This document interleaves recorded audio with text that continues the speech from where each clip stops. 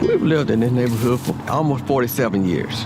I raised all my kids and children in this house that we're in front of. Without the trees, Pottswood will lose a lot of its character. It's pure and simple. It's important to me because trees, to me, make the house, not just the house, they make the house home. Today in Nashville, we're seeing incredibly rapid growth, which is a great thing for many folks in our population, but it can also result in disproportionate impacts, and that includes environmental impacts. Now, what's unique about my community is that this is one area in Nashville where people have stayed put. So that's why I kind of wear that as a badge of honor now, and that I'm able to say I'm withstanding the trials, but I'm here. In the data, we actually saw tangible proof that a lot of our low-income and minority communities are those that are bearing a disproportionate amount of urban heat. So with development, we've seen an increase in the urban heat island effect, and one of the really successful mitigating strategies for addressing urban heat islands is planting of trees. So today is our fall planting party. We are planting over 300 trees. We're going to be at 4 different meetup sites and in 7 different neighborhoods by the end of the day with over 100 volunteers.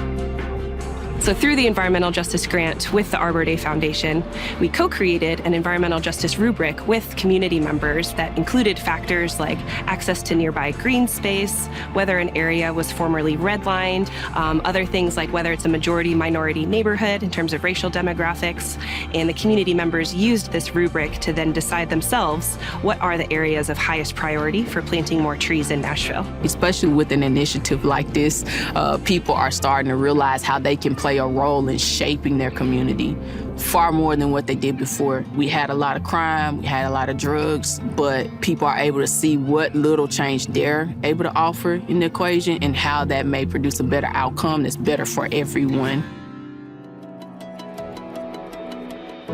So we participated in environmental justice trainings through the Arbor Day Foundation and pretty literally used exactly what we learned in those trainings in building out this program. So this is where the Neighborhood Planting Captain program came about.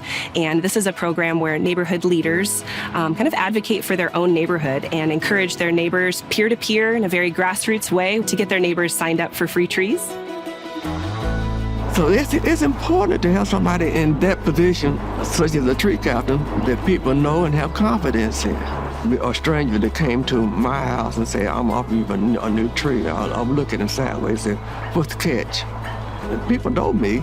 They believe me when I say, you get a new tree and there's no catch to it.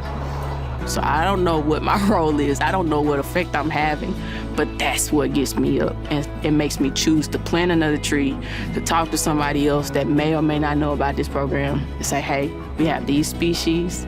They turn these pretty colors. They get about this tall. As long as you give it a little distance, you can get more than one. And it's totally free.